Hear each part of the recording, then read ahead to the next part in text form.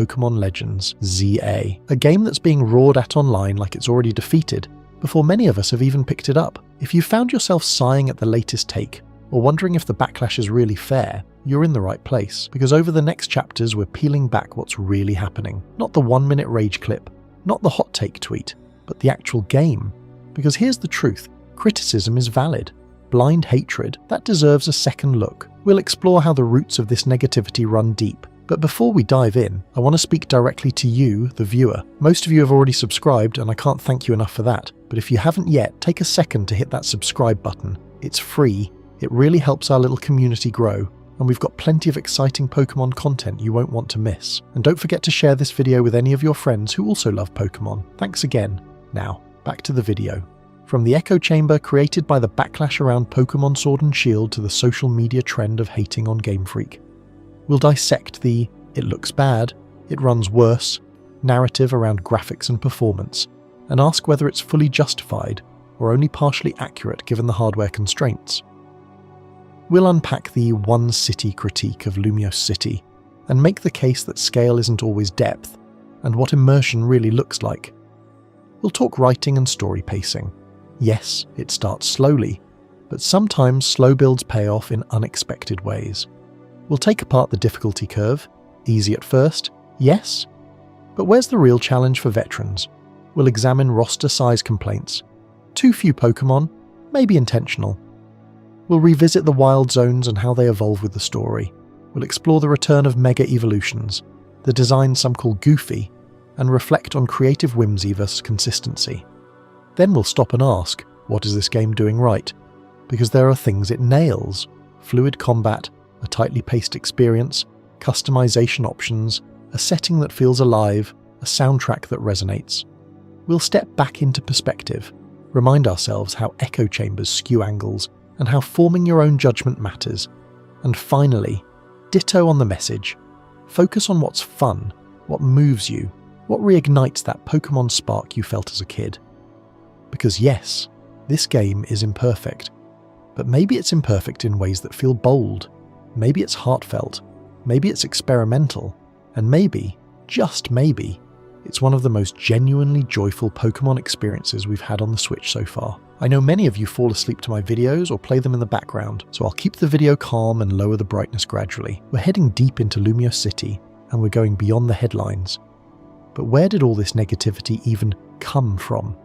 It wasn't just spontaneously generated, was it? No, this wave of dislike, this preemptive condemnation of Legends Z-A has roots, deep roots, reaching back into the not-so-distant past of the Pokemon franchise. And I think a major part of the problem lies in the Sword and Shield backlash, remember that? The uproar over the graphics, the limited Pokédex, the perceived lack of innovation. That controversy, that very public and very vocal disappointment, it did something to the Pokemon fanbase. It created a kind of collective trauma. Suddenly, expectations were through the roof. Every new Pokemon game had to be a flawless masterpiece, a complete reinvention of the wheel. Anything less was seen as a betrayal, a sign that Game Freak had lost its way. The bar wasn't just raised, it was launched into orbit. And that's not necessarily a bad thing, right? Wanting better games is understandable, but the Switch era, while delivering some incredible highs, also amplified the complaints. The accessibility of online forums, the rise of social media, the ease with which anyone could share their opinions, all of it combined to create an environment where negativity could spread like wildfire. Every perceived flaw was magnified, every minor issue blown out of proportion, and let's be honest, some of the criticism, while valid in its own way, felt performative. It's almost as if hating on Pokemon Game Freak became a trendy bandwagon, a way to signal your sophistication, your discerning taste, your unwavering commitment to holding corporations accountable. And I'm not saying there aren't legitimate reasons to criticize Game Freak, there absolutely are, but the sheer volume of negativity, the almost gleeful way in which some people tear down these games before they've even had a chance to play them, it feels excessive. It's like, remember when everyone was complaining about the trees in Sword and Shield? Yes, the trees weren't the best, but did it ruin the entire experience? Did it negate all the good things the game did? Of course not. But the internet latched onto it, and suddenly those trees were the symbol of everything that was wrong with Pokemon. And that's the danger of these online echo chambers. They amplify the negative, they stifle dissenting opinions, and they create a distorted picture of reality. And I suspect that a lot of the opinions surrounding Legends are based on just that, a distorted picture. A picture painted by short clips, out-of-context screenshots, and second-hand accounts. Think about it. How many people do you see online complaining about the game who have actually played it? Or, even more importantly, played it for more than just a few hours? Probably not that many, right? Instead, they're relying on the opinions of others, on the snippets of gameplay they've seen online, on the general atmosphere of negativity that surrounds the game. It's like that game of telephone we all played as kids. The message starts out clear and simple, but by the time it reaches the end of the line, it's completely garbled and unrecognizable, and that's exactly what's happened with Legends Z-A. The initial concerns, the legitimate questions about the game's direction, have been twisted and amplified by the online echo chamber, creating a wave of hate that's now disconnected from the actual experience of playing it. I saw one comment that said, "This game looks like it was made in 2005, and I thought, wow, that's a pretty harsh take. Have they even played it? Have they actually looked at the art style in motion? It's a deliberate choice, stylized, not outdated, and whether you like it or not, it's clearly not something you'd see in a 2005 release. And then there's the crowd still harping on performance. Sure, the earliest footage circulating online showed a few rough spots, but those clips don't reflect how the game actually runs now. Judging Legends Z-A based on those old viral snippets is like reviewing a movie using a leaked work print instead of the finished cut. It's just not an honest or accurate assessment. And then there's the argument that Game Freak is just lazy, that they're recycling the same old formula without effort or innovation. But is that really true? Look at Pokémon Legends Arceus. That was a bold departure from the traditional Pokémon formula, a genuinely innovative and exciting game that took the franchise in a completely new direction. And even Scarlet and Violet, despite their technical issues, introduced a fully open world and a compelling story that resonated with many players. So to say that Game Freak is simply resting on its laurels is, in my opinion, a gross oversimplification.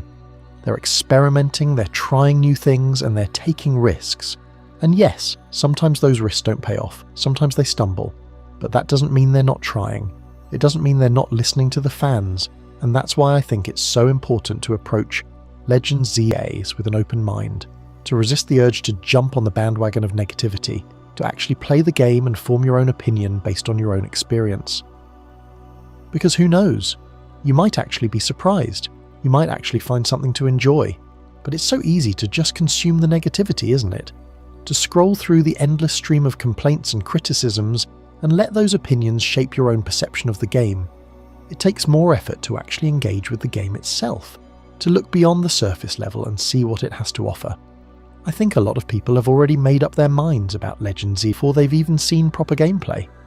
They've decided that it's going to be bad, that it's going to be a disappointment, that it's going to be just another example of Game Freak phoning it in, and that's a shame, because it robs them of the opportunity to actually experience the game for themselves, to discover its strengths and weaknesses, to form their own unique and informed opinion. And that brings us to one of the biggest criticisms I've seen levelled against Legends Z, the one that seems to be dominating the online discourse, the graphics. It looks bad, they say. It runs worse, they claim. But is that really the whole story? Is the visual presentation of Legends Z-A truly as terrible as some people are, making it out to be?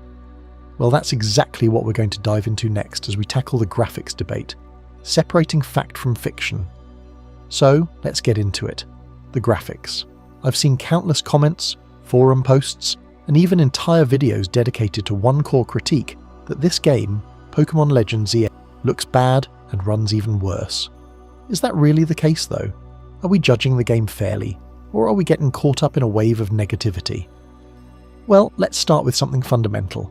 Visual style is subjective. What one person finds beautiful, another might find unappealing. It's the age-old saying, beauty is in the eye of the beholder, and it absolutely applies here. Think about art styles you love or even movies. There are critically acclaimed films with visuals that some people just can't stand, and that's perfectly okay. It doesn't invalidate the artistic merit of the work, it just means it doesn't resonate with everyone. And that's a perfectly valid opinion to hold. But here's where things get a little more complicated. Are the complaints solely about the aesthetic choices, Or are they also about the technical performance? Because that's where the run's worst part comes in. Let's be honest, performance on the original Nintendo Switch has been a point of contention for a while now. We've seen games struggle to maintain a stable frame rate, and the hardware is definitely showing its age. And yes, Pokémon Legends running on the original Switch likely won't be a flawless experience. There will probably be some dips in frame rate, some visual hiccups here and there. On the new hardware, you should experience a much smoother, more visually appealing game. Think about it this way. It's like trying to run a modern PC game on a 10-year-old computer. You can technically do it, but you're going to have to lower the settings, deal with choppy frame rates, and generally sacrifice the visual fidelity that the game was designed for. The same principle applies here. The original Switch is simply reaching its limits, and a newer console will almost certainly provide a better experience. And that leads us to another crucial point, the viral clips. How many times have you seen a short, out-of-context clip of a game circulating online, showcasing its worst possible performance? These clips often become the defining image of the game in people's minds. Even if they're not representative of the overall experience, it's easy to share these kinds of clips and say, "Look how bad this game looks." But often, those clips are captured on older hardware under specific circumstances that exacerbate performance issues. They don't tell the whole story. They create a misleading picture. Before you form an opinion based on a 10-second clip you saw on Twitter, ask yourself, where did this clip come from? What hardware was it running on? Is it truly representative of the average gameplay experience? Now let's be clear, it's absolutely fair to expect good performance, regardless of whether you own the latest hardware. You shouldn't have to buy a brand new console just to enjoy a game without constant technical issues. That's a legitimate concern. If Pokémon Legends Z-A runs poorly on the original Switch, that's a valid criticism. Game Freak needs to optimize their games to run as smoothly as possible on the hardware that's currently available to the majority of players. But it's also important to acknowledge the reality of the situation. The Switch is an aging console, and it has limitations. A new console is on the horizon, and it's likely to offer a significantly improved experience. So, what's the takeaway here? Don't blindly accept the narrative that Pokémon Legends Z-A looks bad and runs even worse. Consider the source of the criticism. Think about the hardware it's being played on, and most importantly, try to form your own opinion based on your own experience. Because what if, despite the initial concerns, Lumiose City is hiding a depth and complexity that nobody expects? What if the limitations of a single, focused location actually lead to something truly special? Next, we'll be diving into the critique that it's just one city, but exploring the reality of what that means for the game. One city, infinite possibilities. But what if the limitations are the point? What if focusing on just one city isn't lazy, but a deliberate design choice that unlocks something truly special? That's what we need to consider about Pokémon Legends Z-A. The immediate reaction to a Lumiose-only map for many was disappointment, a feeling that Game Freak was somehow holding back, offering a smaller, less ambitious world compared to the sprawling regions we've explored in the past. The criticism, it's lazy, it's limiting. But let's dig a little deeper. Think about the games you truly love. Are they always the biggest with the most expansive maps? Or are they the ones that create incredibly detailed, engaging experiences within a smaller, more focused space? Pokémon Legends Z-A seems to be betting on the latter. It's choosing depth over scale, and this is where things get interesting.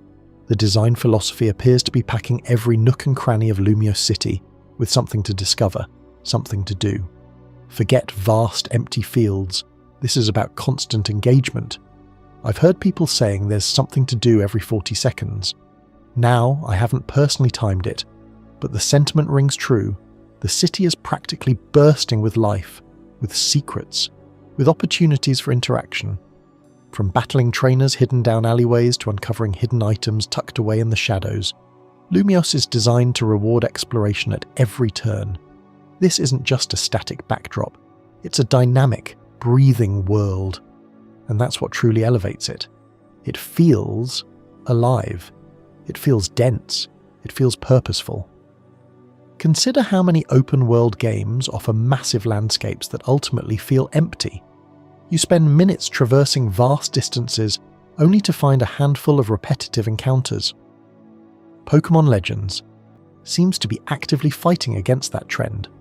By focusing on a single city, it can cram in a level of detail and density that would be impossible to achieve in a sprawling open region. Imagine wandering through the narrow streets of Lumiose, each corner offering a new visual treat. Perhaps you stumble upon a group of Pokémon playing together in a park, or overhear a conversation that hints at a hidden quest. Maybe you discover a secret entrance to an underground area, filled with challenging puzzles and rare items. The possibilities are endless, and that's the key. It's not about the size of the map, it's about what you can do within that space. And from what we've seen so far, Lumiose is absolutely brimming with potential. The limitations, in a way, become a strength. They force the developers to be more creative, more resourceful, more focused on crafting a truly memorable experience. It's like the difference between a sprawling buffet and a meticulously crafted tasting menu. The buffet might offer more variety, but the tasting menu provides a more refined, more deliberate experience. Pokémon Legends Z-A seems to be aiming for that tasting menu approach, carefully curating every aspect of Lumiose City to create a cohesive and engaging whole. Of course, there's one potential drawback that needs to be addressed, and that's the issue of limited building access. One of the biggest disappointments in recent Pokémon games has been the inability to fully explore the buildings within the cities. It's a step back from earlier titles, where you could wander into houses, chat with NPCs, and uncover hidden secrets. If Pokémon Legends Z-A continues this trend, it would be a legitimate point of criticism. The ability to explore the interiors of buildings would add another layer of depth and immersion to Lumiose City, making it feel even more alive and believable. However, even with this potential limitation, I don't think it's a deal breaker. The sheer density of content and the constant opportunities for engagement could more than compensate for the lack of building access. It's a trade-off certainly, but one that might ultimately be worth it. Think about the possibilities. What if the focus shifts to vertical exploration? Perhaps we'll be able to scale the Prism Tower, explore the rooftops of buildings, or even discover hidden gardens and terraces high above the city streets. What if the game introduces new mechanics that allow us to interact with the city in unique and unexpected ways? Maybe we can use our Pokémon to solve puzzles, uncover hidden pathways, or even influence the behaviour of NPCs. The point is, there are countless ways to make Lumiose City feel alive and engaging, even with limited building access. It all comes down to execution and how effectively Game Freak can leverage the city's unique design to create a truly memorable experience. Ultimately, judging the one city concept as inherently lazy is premature. It ignores the potential for depth, the opportunity for focused design, and the possibility of creating a world that feels far more alive and engaging than many sprawling open-world environments. We need to see how Game Freak utilizes this focused design. Can they deliver on the promise of constant engagement? Can they make Lumiose City feel truly dynamic and purposeful, despite its limitations? If they can, then Pokémon Legends Z could be a truly special game, one that redefines our expectations of what a Pokémon adventure can be, and perhaps, just perhaps, this focus on quality over quantity could be exactly what the Pokémon franchise needs. A chance to step away from the sprawling, sometimes unfocused nature of recent titles, and to deliver a more intimate, more engaging, more memorable experience. But what about the story? Is it just as limited as the map? Or does the apparent simplicity hide a deeper, more complex narrative? Next time, we'll be diving into exactly that with a look at the storytelling, specifically how a slow start allows for a stronger emotional connection later, and why those early cringe scenes are later recontextualized with deeper meaning. We'll see if it's true that this is one of the best written Pokémon stories on the Switch. Is the story in Pokémon Legends Z-A really too slow and predictable? That's the accusation I've been seeing, and honestly, it's one that almost made me dismiss the game entirely. But after playing through it, I realised something crucial. The pacing isn't a flaw, it's a deliberate choice. A slow burn, if you will, designed to build a much stronger emotional connection with the characters and the world. Think about it. How many games rush you headfirst into a world-ending threat, barely giving you time to breathe, let alone care about the people you're supposedly saving? Pokémon Legends Z-A takes a different approach. It invites you to settle in, to explore Lumiose City at your own pace, to get to know its inhabitants, and to understand their hopes and fears.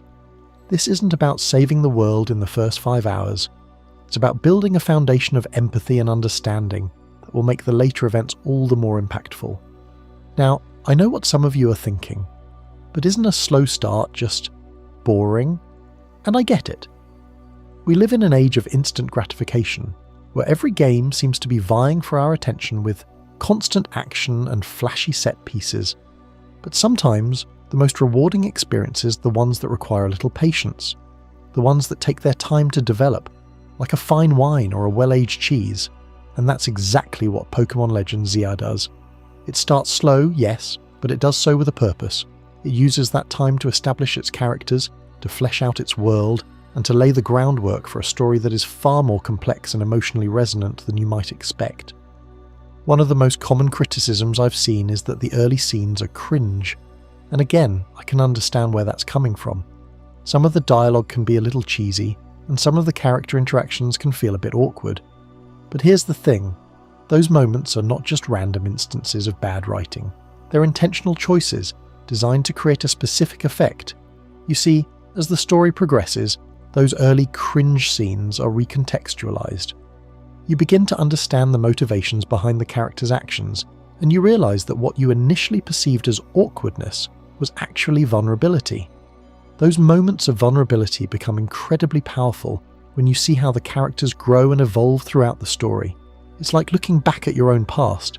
We all have moments we cringe at, things we said or did that we wish we could take back.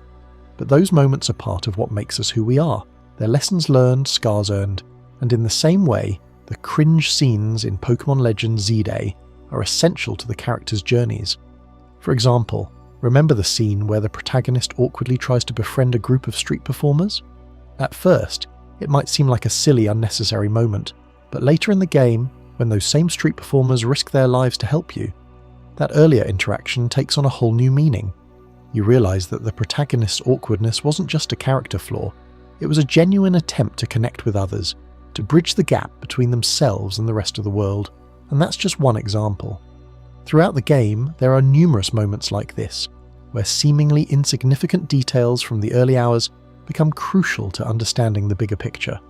It's a masterful piece of storytelling, and it's something that I didn't fully appreciate until I had finished the game. Now, I know that some of you might still be skeptical. You might be thinking, okay, but even if the story is emotionally resonant, is it actually well written? And to that I can confidently say yes. In my opinion, the plot is intricate and engaging, with plenty of twists and turns to keep you guessing. The characters are well developed and relatable, each with their own unique motivations and backstories, and the dialogue is sharp and witty, with moments of genuine humour and heart. But what truly sets this story apart is its willingness to tackle complex themes. Pokémon Legends Z-A isn't just about catching Pokémon and battling trainers, it's about exploring the relationship between humans and nature, the consequences of unchecked technological advancement, and the importance of empathy and understanding in a divided world. These are weighty topics, and they're handled with surprising grace and nuance. The game doesn't shy away from difficult questions, and it doesn't offer easy answers. Instead, it invites you to grapple with these issues yourself, to consider different perspectives, and to come to your own conclusions. And that's what makes Pokémon Legends Z-A such a special game. It's not just a fun and engaging adventure, it's a thought-provoking and emotionally resonant experience that will stay with you long after you've finished playing. It dares to be different. It dares to be slow, deliberate, and emotionally vulnerable. And in doing so, it creates a story that is far more powerful and meaningful than anything we've seen in a Pokémon game before. So before you dismiss Pokémon Legends Z-A as just another generic Pokémon game, I urge you to give it a chance. Let it surprise you, let it challenge you, let it move you. You might just find that it's one of the best gaming experiences you've had in years, but even with a great story, is the game too easy? We'll dive into that next time when we discuss the game's difficulty curve, and whether those rogue mega battles actually pose a threat. Before we dive deeper into this incredible journey, I'm curious, where in the world are you watching this from? Drop a comment below and let our global community know. And if you're finding this as mind-blowing as I am, hit that like button to help more people discover this story. Is Pokémon Legends Z-A too easy? That's the criticism I've seen echoing the loudest, a sort of preemptive strike against a game we haven't even played yet. But is it really that simple? Let's be honest, Pokémon games, especially in the early stages, rarely offer a brutal challenge. The first few routes, the initial gym battles, they're designed to ease you in, to teach you the basics. The early game is simple, that's almost by design. It's about onboarding new players, making sure everyone, regardless of their experience with the franchise, can pick up the controller and have a good time. You need to learn to crawl before you can run, right? And Pokémon has always been about accessibility. But to assume that this initial simplicity defines the entire game, that's where the argument falls apart. Because what I'm seeing, what I'm hearing, from those who've actually dug into the available information, is that the difficulty scales nicely as you progress. The training wheels come off, and the challenges start to ramp up. Think about it. Game Freak knows what they're doing. They've been crafting these games for decades. They understand the delicate balance between accessibility and challenge. They know that if they make the entire game a cakewalk, experienced players are going to get bored, and if they make it too hard right out of the gate, they're going to alienate newcomers. So what's the solution? A well-paced difficulty curve, and from what I can tell, that's exactly what Pokémon Legends Z-A is aiming for. Sure, the first few hours might be a breeze, but as you delve deeper into Lumiose City, as you uncover its secrets and face its tougher opponents, you're going to find that the game demands more from you. You'll need to strategize, to experiment with different team compositions, to truly master the battle system. Now I know what some of you are thinking. Okay, maybe the main story gets a little harder, but Pokémon games are still generally easy. And that's a fair point. But Pokémon Legends Z-A seems to be adding something new to the mix, something that could really shake things up: rogue mega battles. These aren't your typical run-of-the-mill Pokémon encounters. These are powerful, unpredictable, and incredibly challenging battles against mega-evolved Pokémon that have gone rogue. Rogue mega battles provide real challenges for experienced players. Imagine facing a Mega Charizard Y, its drought ability intensifying the sun, boosting its fire-type moves to insane levels, or a Mega Blastoise raining down powerful water-type attacks with pinpoint accuracy. These battles are designed to push you to your limits, to test your skills as a trainer. What makes them even more interesting is the rogue element. These Pokémon aren't just stronger versions of their regular counterparts, they're also behaving erratically. They might use moves you wouldn't expect or target your Pokémon in unconventional ways.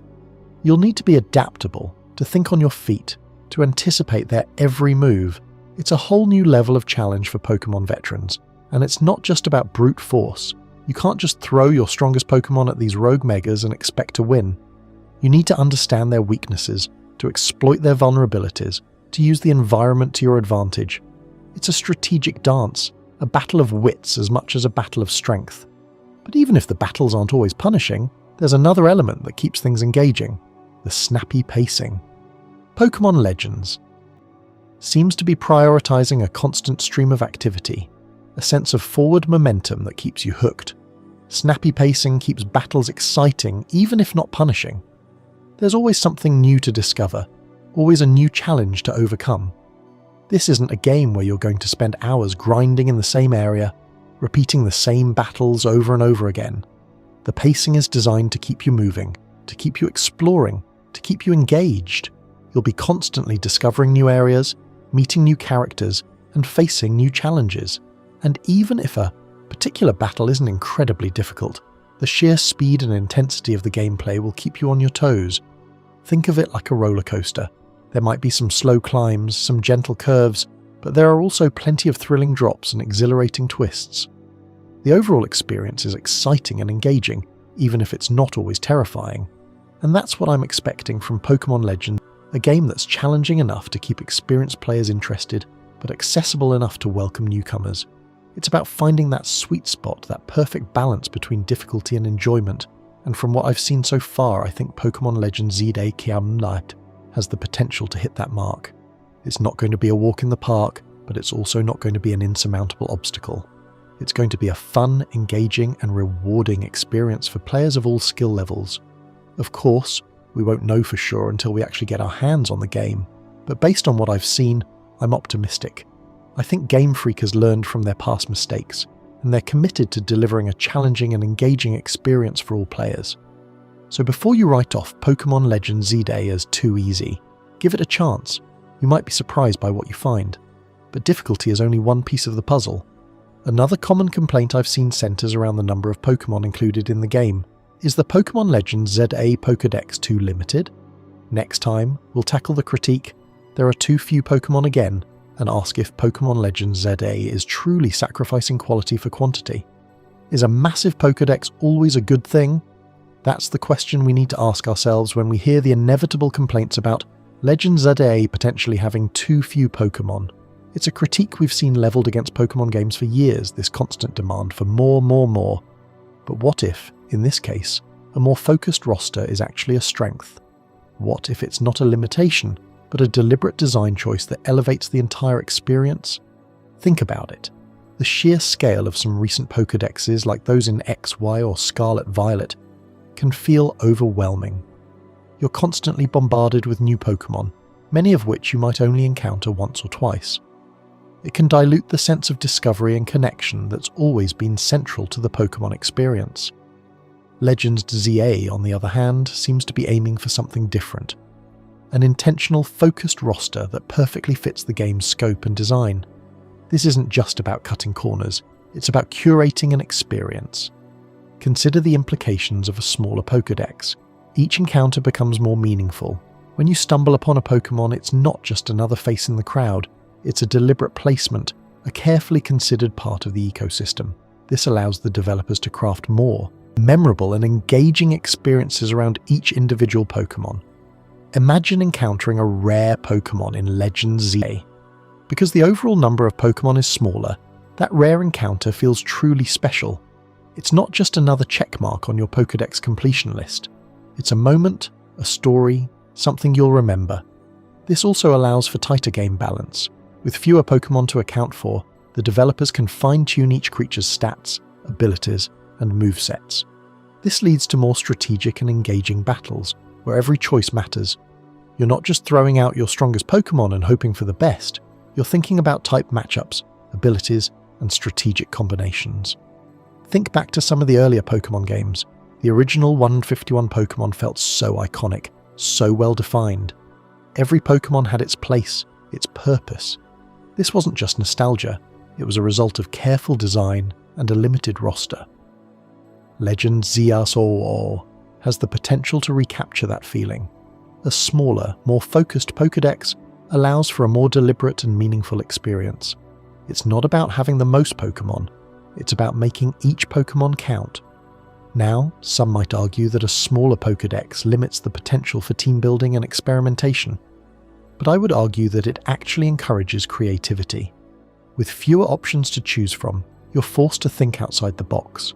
You have to find creative ways to use the Pokémon available to you, to build teams that are both effective and unique. This also allows for more in-depth exploration of each Pokémon's lore and backstory. With fewer creatures to focus on, the developers can spend more time fleshing out their individual stories, their relationships to the world, and their connections to each other. Imagine discovering a hidden detail about a Pokémon's past, a secret that sheds new light on its behaviour or its place in the ecosystem. This kind of depth and detail is only possible when the developers aren't stretched thin trying to create hundreds of new Pokémon every generation. So the next time you hear someone complain about the potential lack of Pokémon in Legends Z-A, remember that quality is often more important than quantity. A smaller, more focused Pokédex can lead to a more deliberate, more balanced, and ultimately more engaging experience. It allows for more meaningful encounters, tighter game balance, and deeper exploration of each Pokémon's lore. It's a bold move, a departure from the trend of ever-expanding rosters.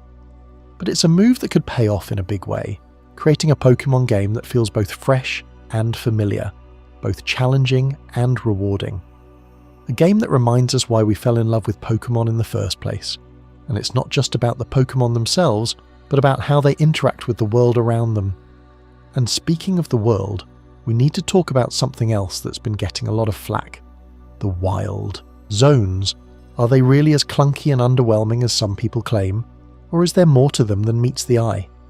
We'll be diving into that next, exploring the gradual transformation of a Lumiose city and how it impacts the gameplay in wild zones, a gradual transformation. Mega Evolution. It's one of the most hotly debated mechanics in Pokémon history, and a common complaint that the designs are just plain goofy, or worse, that they're wildly inconsistent. But is that really a flaw, or is it actually a strength? Because let's be honest, a little whimsy is baked right into the very heart of Pokémon. Think about it. We're talking about creatures that are part science experiment, part mythological beast, and a whole lot of imagination thrown in for good measure. To deny the inherent silliness of some designs is to deny a key element of what makes Pokémon, well, Pokémon. Now, I'm not saying that every Mega Evolution is a masterpiece. Subjectivity is king, after all.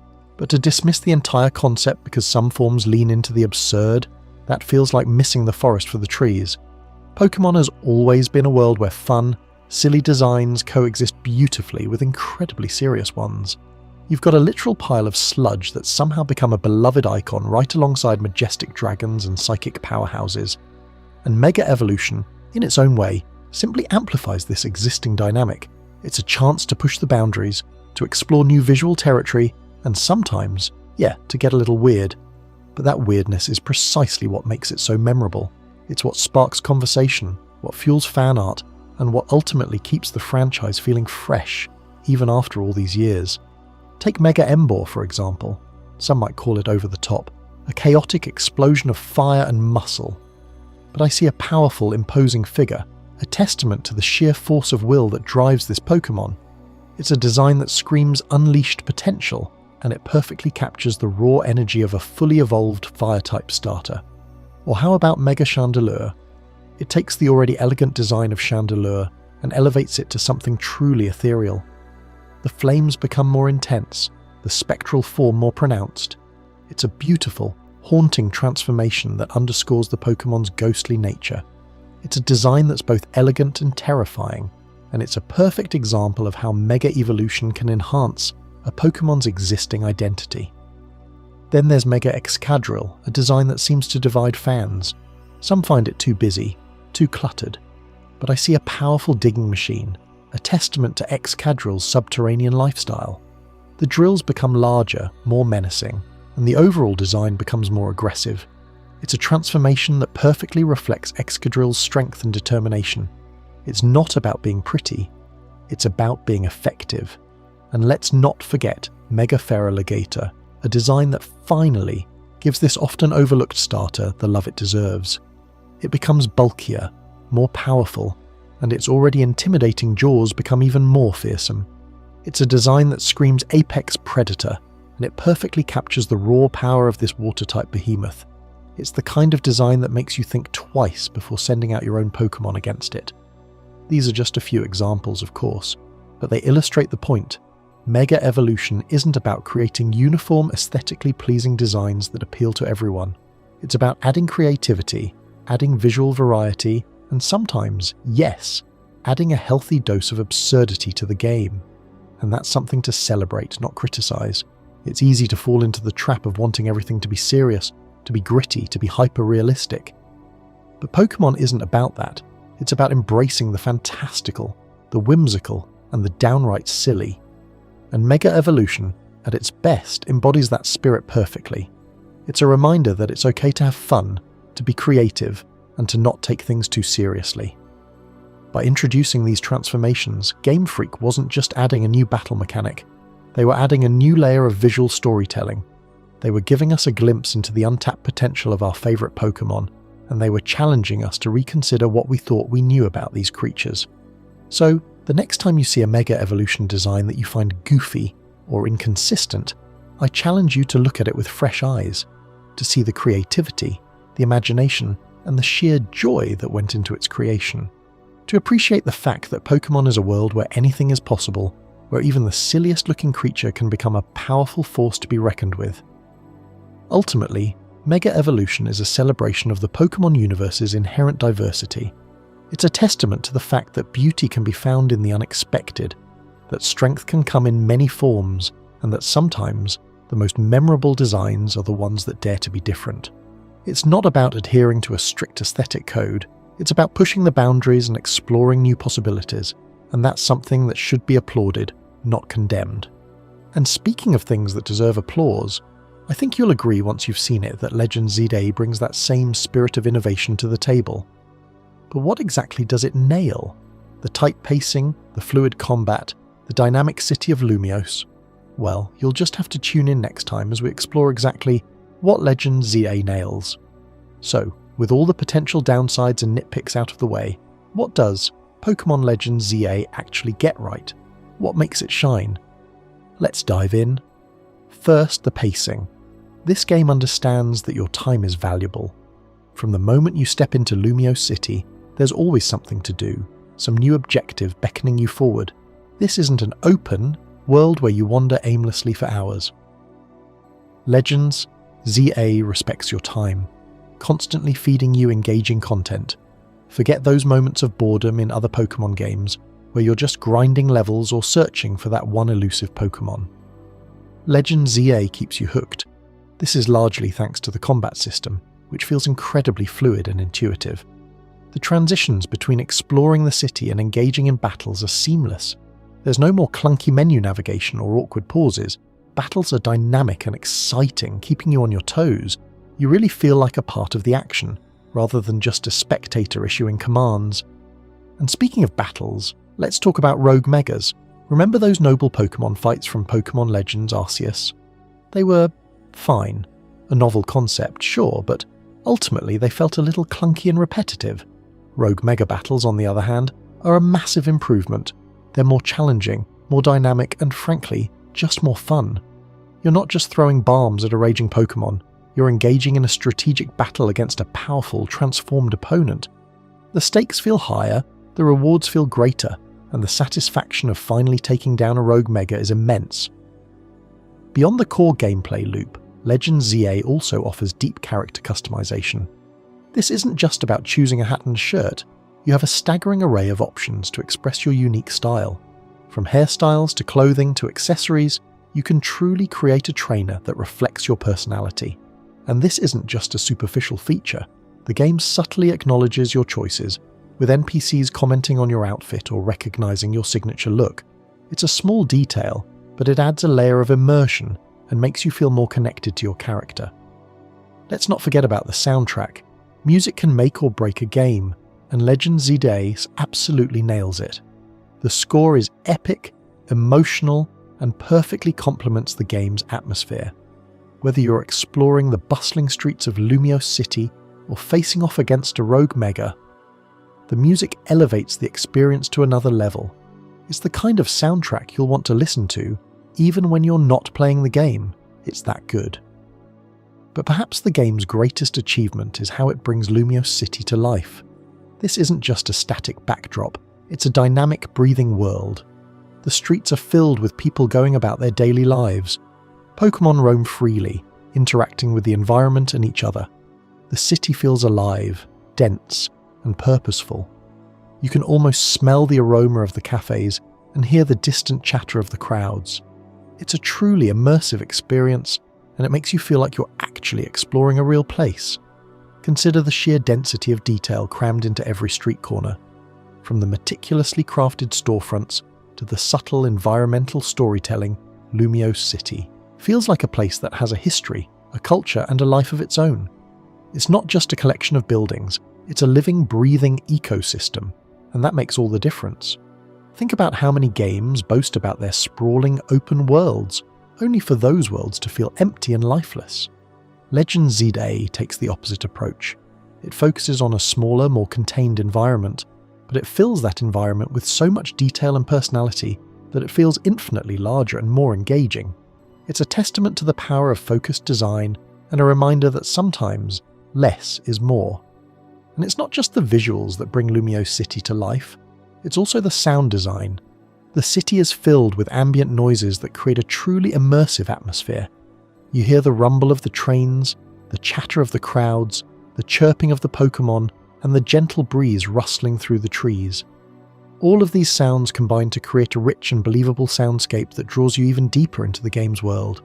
You can literally lose yourself for hours just wandering the streets of Lumiose City, soaking in the atmosphere and discovering new secrets. And that, in my opinion, is the mark of a truly great game. Now let's talk a bit more about those Rogue Mega battles. What makes them so much more compelling than the noble Pokémon fights from Arceus? Well, for starters, they're actually challenging. The noble Pokémon fights often felt more like a rhythm game than a true battle. You just had to memorize the patterns and throw bombs at the right time.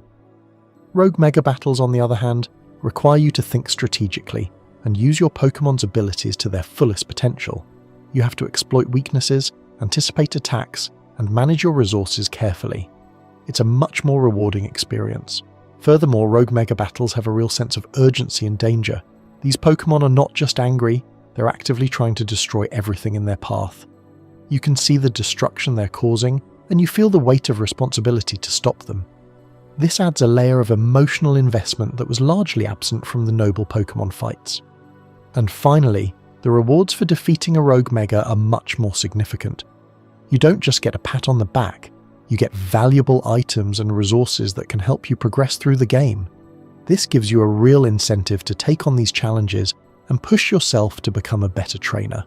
So when you combine the tight pacing, the fluid combat, the challenging Rogue Mega Battles, the deep character customization, the outstanding soundtrack, and the dynamic and alive Lumiose City, what do you get?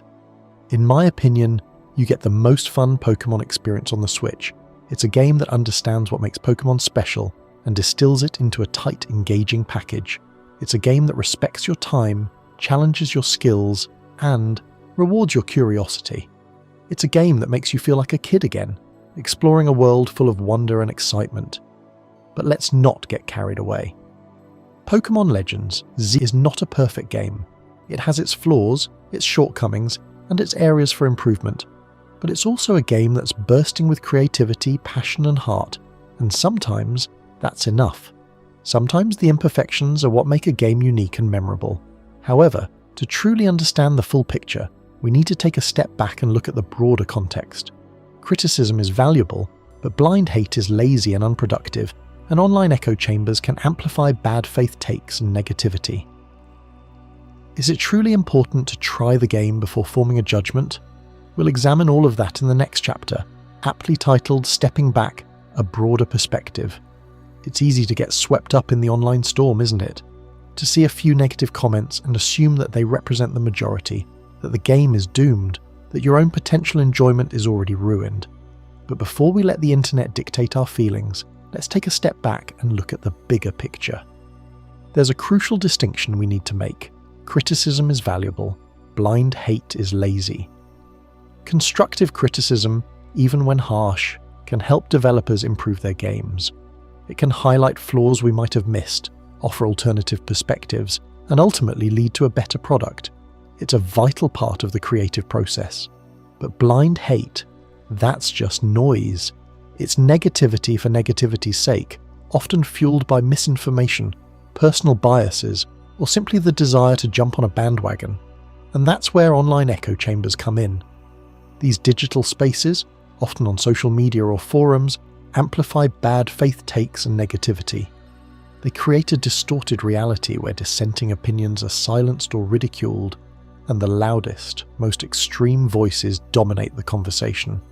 It's a breeding ground for cynicism and negativity, and it can be incredibly damaging to both the game and the community surrounding it. You see the same complaints echoed and re-echoed, often without any real understanding of the underlying issues. It becomes a self-fulfilling prophecy, where people convince themselves that a game is bad before they've even had a chance to experience it. Think about it. How many times have you seen someone passionately criticizing a game based solely on a few screenshots or a short gameplay clip? How often do these critics actually understand the context, the mechanics, or the overall design philosophy? The answer, I suspect, is far too often. That's why it's so important to try the game before forming a judgment. I know it sounds obvious, right? But in the age of instant opinions and viral outrage, it's a point that bears repeating. Playing a game is the only way to truly understand its strengths and weaknesses. It's the only way to experience the story, the characters, the gameplay, and the overall atmosphere. You can't get that from a YouTube video or a Reddit thread. You need to dive in, explore, and form your own opinion based on your own experience. And here's the thing. Pokémon games, like any other form of art, can be imperfect. They can have flaws, shortcomings, and design choices that don't appeal to everyone. But that doesn't automatically make them bad. It doesn't mean they're not worth playing. It doesn't mean they can't be fun and joyful. We've all got our favourite Pokémon games, right? The ones that hold a special place in our hearts, the ones we can replay endlessly without ever getting bored. But let's be honest, even those games aren't perfect. They have their quirks, their glitches, their moments of frustration. But we overlook those flaws because the overall experience is so positive, so engaging, so Pokémon. Remember when Red and Blue came out? The glitches were legendary, the graphics were, well, let's just say they were charming in their own way, and the story was pretty basic. But did any of that matter? No. We were too busy catching them all, battling our friends, and exploring the vast and mysterious world of Kanto. We were having fun, and that's the key, isn't it? Fun. It's easy to get caught up in the technical details, the graphical fidelity, the online discourse, but at the end of the day, games are meant to be enjoyed. They're meant to provide us with a sense of escape, a sense of accomplishment, a sense of connection with others.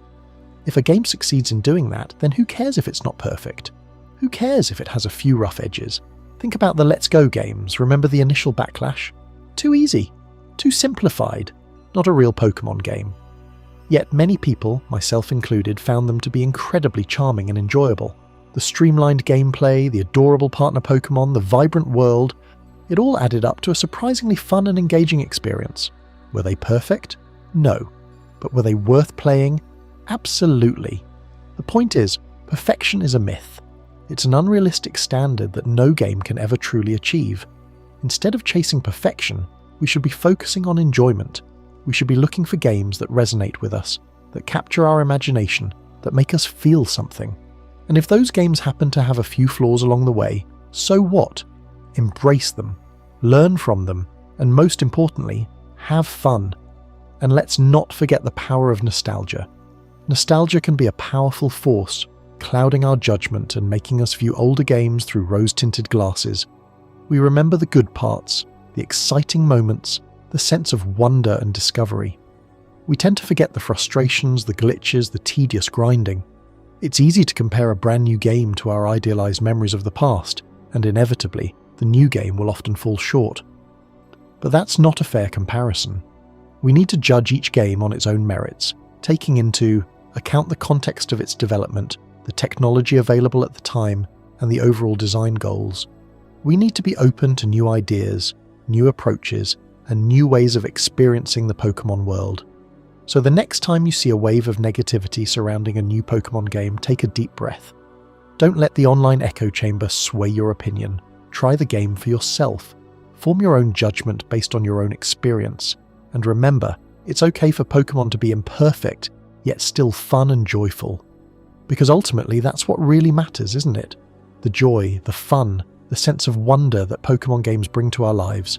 It's easy to get caught up in the criticism, to focus on the flaws, to let the negativity consume us. But let's not forget the reason why we fell in love with Pokémon in the first place. Let's not forget the magic, the adventure, the feeling of catching that rare Pokémon for the very first time.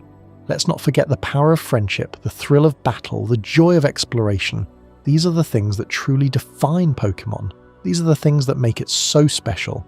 And these are the things that we should be focusing on, rather than getting bogged down in the endless cycle of online negativity.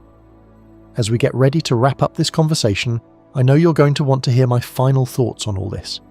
So join me next time as we dive into final thoughts focusing on fun, and I'll share why I think that when you stop obsessing over graphics and focus on gameplay enjoyment, Legends Z-A is actually bold, heartfelt, and refreshing. It's time to shift our perspective. I think so many of us have gotten caught up in a never-ending quest for graphical perfection, for flawless performance, that we've forgotten what actually makes a game worth playing in the first place: pure, unadulterated fun. And that's where I think Pokémon Legends Z-A truly shines. I know, I've spent the last several minutes picking apart the criticisms, dissecting the complaints, and trying to offer a counter-argument to the prevailing negativity.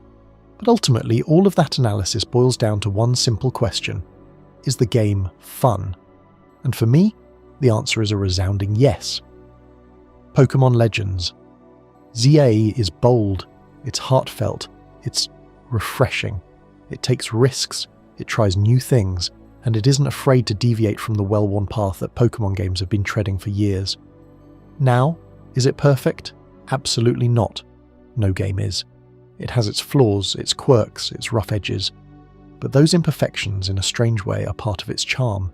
They give it character. They make it feel human. But here's the thing.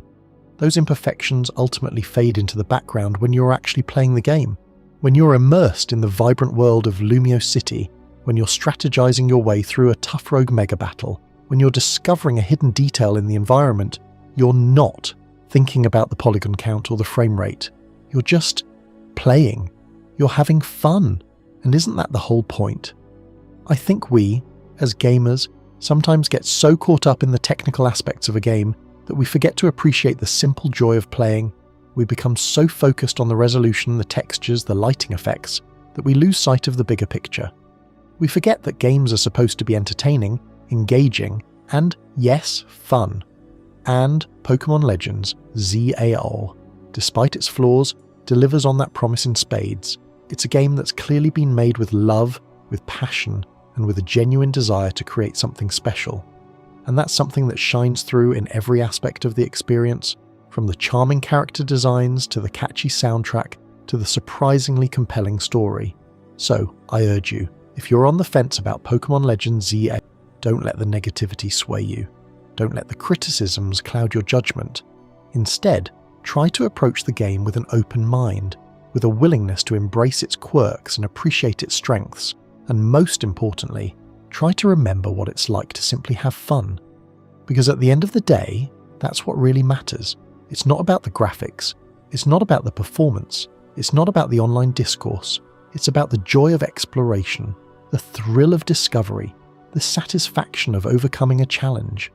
It's about the feeling you get when you finally catch that elusive Pokémon, when you unravel a complex puzzle, when you connect with a character that you truly care about.